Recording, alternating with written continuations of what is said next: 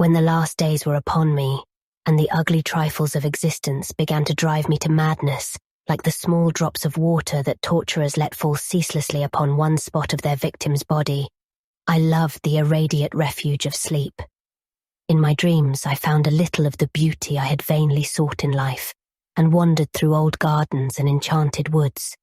Once, when the wind was soft and scented, I heard the south calling, and sailed endlessly and languorously under strange stars.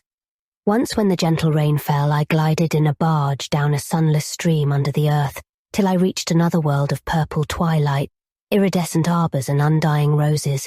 And once I walked through a golden valley that led to shadowy groves and ruins and ended in a mighty wall green with antique vines and pierced by a little gate of bronze. Many times I walked through that valley, and longer would I pause in the spectral half-light where the giant trees squirmed and twisted grotesquely, and the grey ground stretched damply from trunk to trunk, sometimes disclosing the mould-stained stones of buried temples.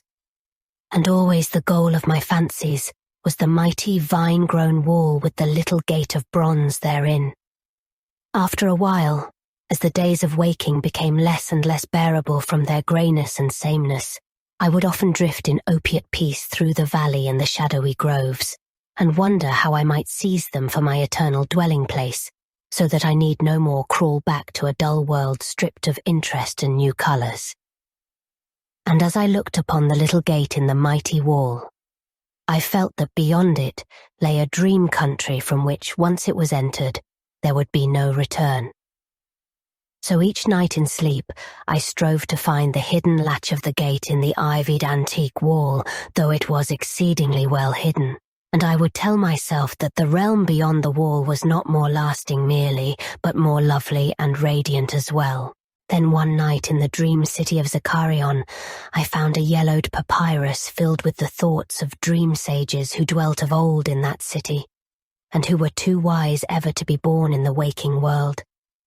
Therein were written many things concerning the world of dream, and among them was lore of a golden valley and a sacred grove with temples, and a high wall pierced by a little bronze gate. When I saw this lore, I knew that it touched on the scenes I had haunted, and I therefore read long in the yellowed papyrus. Some of the dream sages wrote gorgeously of the wonders beyond the irrepassable gate, but others told of horror and disappointment. I knew not which to believe, yet longed more and more to cross forever into the unknown land. For doubt and secrecy are the lure of lures, and no new horror can be more terrible than the daily torture of the commonplace. So when I learned of the drug which would unlock the gate and drive me through, I resolved to take it when next I awaked. Last night I swallowed the drug and floated dreamily into the golden valley and the shadowy groves. And when I came this time to the antique wall, I saw that the small gate of bronze was ajar.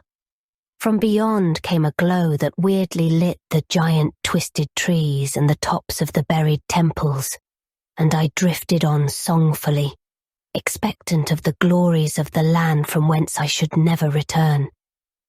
But as the gate swung wider and the sorcery of drug and dream pushed me through, I knew that all sights and glories were at an end. For in that new realm was neither land nor sea, but only the white void of unpeopled and illimitable space. So happier than I had ever dared hope to be, I dissolved again into that native infinity of crystal oblivion from which the demon life had called me for one brief and desolate hour.